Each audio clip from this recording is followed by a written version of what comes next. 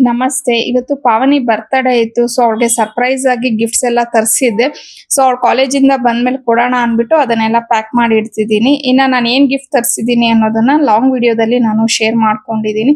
ಹಾಗೆ ಈ ಸತಿ ಅವಳ ಬರ್ತ್‌ಡೇಗೆ ಡ್ರೆಸ್‌ನ ಸ್ಟಿಚ್ ಮಾಡಿಸೋದು ಬೇಡ, ರೆಡಿಮೇಡ್ ತಂದ್ಬಿಡೋಣ ಅಂತ ಅಂದ್ಬಿಟ್ಟು ಬುಕ್ ಮಾಡಿದ್ವಿ.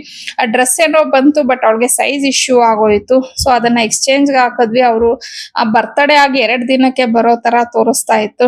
ಇನ್ನ ಬರ್ತ್‌ಡೇಗೆ ಪಾಪ ಹೊಸ ಬಟ್ಟೆ ಬೇಕಲ್ವಾ ಅಂತ ಹೇಳಿ ಫೈನಲ್ ಆಗಿ ನನ್ನ ಹತ್ರನೇ ಒಂದು ಜಾರ್ಜೆಟ್ ಸೀರೆ ಇತ್ತು. ಅದರಲ್ಲೇ ಸಿಂಪಲ್ ಆಗಿ ಒಂದು ಫ್ರಾಕ್ ಹೊಲ್ಸೋಣ ಅಂತ ಅನ್ಕೊಂಡು ಅದನ್ನ ತಗೊಂಡೆ. ಒಂದು ದಿನದಲ್ಲೇ ನನ್ನ ಫ್ರೆಂಡ್ ನನಗೆ ಸ್ಟಿಚ್ ಮಾಡಿಕೊಟ್ರು. ರಿಕ್ವೆಸ್ಟ್ ಮಾಡ್ಕೊಂಡೆ, ಸರಿ ಬರ್ತ್‌ಡೇ ಅಲ್ವಾ ಬಿಡು ಪುಷ್ಪ ಹೊಲ್ಕೊಡ್ತೀನಿ ಅಂತ ಹೊಲ್ಕೊಟ್ರು. ಇನ್ನ ಟೈಲರ್ ಡೀಟೇಲ್ಸ್ ನ ಪ್ಲೀಸ್ ಕೇಳಬೇಡಿ, ಯಾಕಂದ್ರೆ ನನ್ನ ಫ್ರೆಂಡು ಮನೇಲೆ ಸಿಂಪಲ್ ಆಗಿ ಹೊಲಿತಿರ್ತಾರೆ. ಬಿಕಾಸ್ ಅವ್ರಿಗೂ ನಮ್ಮಂಗೆ ಇಬ್ರು ಹೆಣ್ಮಕ್ಳು ಇದ್ದಾರೆ. ಮನೆ ಕೆಲಸ ಮಾಡ್ಕೊಂಡು ಟೈಮ್ ಸಿಕ್ತಾಗ ಒಂದ್ ಡ್ರೆಸ್ ಹೊಲಿತಾರೆ ಅಷ್ಟೇನೆ. ಸೊ, ಬೇರೆಯವ್ರಿಗೆಲ್ಲ ಹೊಲಿಯೋಷ್ಟು ಅವ್ರಿಗೆ ಟೈಮು ಇಲ್ಲ, ಮತ್ತೆ ಅವ್ರದ್ದು ಯಾವುದೇ ರೀತಿಯ ಶಾಪ್ ಆ ಥರ ಎಲ್ಲ ಏನೂ ಇಲ್ಲ. ಜಸ್ಟ್ ನೀವೆಲ್ಲ ಕೆಲವರು ನನಗೆ ಡ್ರೆಸ್ ಡಿಸೈನ್ಸ್ ಒಂದು ಐಡಿಯಾ ಬರತ್ತೆ, ವಿಡಿಯೋಸ್ ಮಾಡಿ ಹಾಕಿ ಅಕ್ಕ ಅನ್ನೋದಕ್ಕಷ್ಟೇ ನಾನು ಹಾಕ್ತಿದ್ದೀನಿ.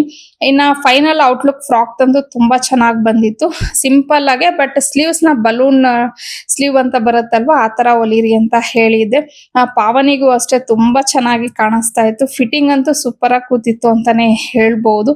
ಇನ್ನ ನಿಮ್ಗೆಲ್ಲ ಈ ಡ್ರೆಸ್ ಯಾವ ತರ ಅನ್ನಿಸ್ತಿದೆ, ಚೆನ್ನಾಗಿದ್ಯಾ, ತುಂಬಾ ಸಿಂಪಲ್ ಆಗೋಯ್ತಾ ಏನು ಅನ್ನೋದನ್ನ ನನಗೆ ಕಮೆಂಟ್ ಅಲ್ಲಿ ತಿಳಿಸಿ.